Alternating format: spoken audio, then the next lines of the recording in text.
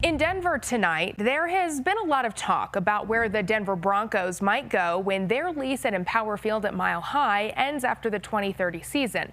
At training camp this weekend, Broncos president Damani Leach says no decision has been made. We're trying to be very deliberate about it. Still no determination about whether it's a new stadium or whether it's a renovation or the location that it's in.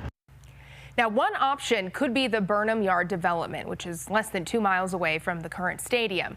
We told you back in June that a real estate agent with connections to the Broncos has been helping someone buy up land there, just as the city is getting ready to ask voters for an $89 million bond to rebuild the 8th Avenue Bridge, which goes right over Burnham Yard.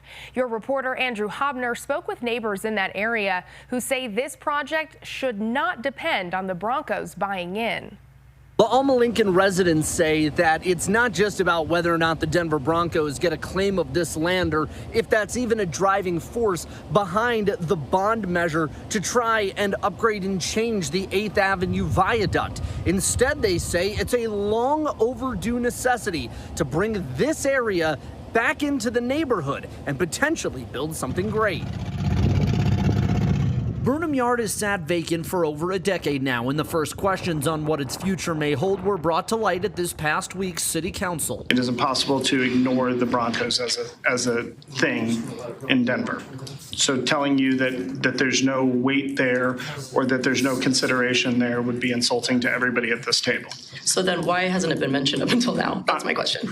The Broncos' alleged involvement in the land raised eyebrows about if the viaduct was for the community or for the team's pursuit of a new stadium. You can justify any of these projects, and I don't understand what the sort of connective tissue or the larger thought was. But residents tell CBS Colorado it's about investment from any place.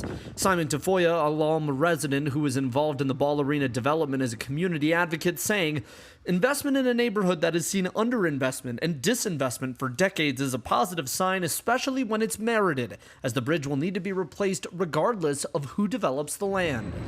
6th and 8th need to get into the queue now because of how significant they are. Cindy Patton from Dottie adding this week that the viaduct was in line for bond money in 2018 as well, as questions about what could come next for 8th Avenue evolves, including the idea of a new bridge, a longer road, or an anchor for the land in the future. Now, there is a hearing on Monday in Denver City Council and then a council vote the following week to decide how they're going to use the money from the Vibrant Denver bond proposals, and if it does go through, this viaduct will be one of those top line items. Here in Denver, I'm Andrew Hobner, covering Colorado First.